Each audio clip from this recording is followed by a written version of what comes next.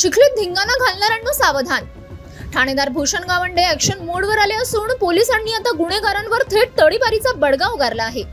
आनंदनगरीतील संजय उर्फ बोलट्या राम अत्तार याला तब्बल 3 महिन्यांसाठी बुलढाणा जिल्ह्यातून हद्दपार करण्यात आले आहे।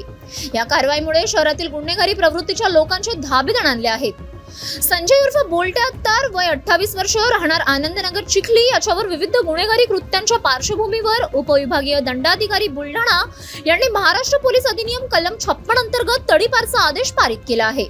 या आदेशानुसार संबंधित इसमाला 3 महिन्यांसाठी बुलढाणा जिल्ह्याबाहेर राहावे लागणार आहे। जिल्ह्याबाहेर कुठेही वास्तव्यास राहणार याची माहिती पोलिसांना देणे बंधनकारक करण्यात आले आहे। तसेच तडीपार कालावधीत दर 15 दिवसांनी स्थानिक पोलीस स्टेशनमध्ये हजेरी लावावी लागणार असून नियमांचे उल्लंघन केल्यास आणखी कठोर कारवाईचा इशाराही देण्यात आला आहे।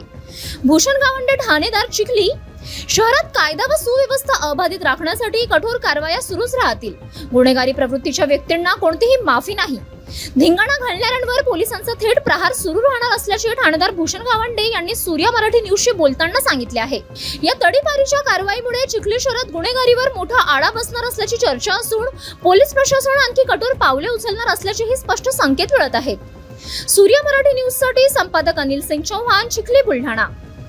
संजय उर्फ बोलटे अत्तार, वय वर्ष 28, राहणार आनंदनगर चिखली, याच्यावर दाखल विविध फौजदारी गुन्ह्यांच्या पार्श्वभूमीवर त्याचा मुंबई पोलीस कायदा कलम 56 अन्वये तडीपारीचा प्रस्ताव माननीय उपविभागीय दंडाधिकारी बुलढाणा यांच्याकडे पाठवण्यात आला होता।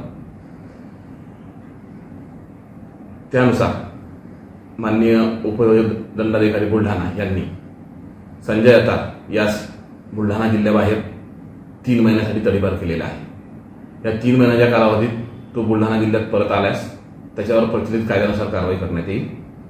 तसेच तो ज्या जिल्ह्यात जात आहे तेथे त्याला दर 15 दिवसांनी हजेरी स्थानिक पोलीस स्टेशनला द्यावी लागेल। यापुढेही जे गुन्हेगारी प्रवृत्तीचे लोक आहेत त्यांच्यावर कठोर कारवाई करण्यात येईल।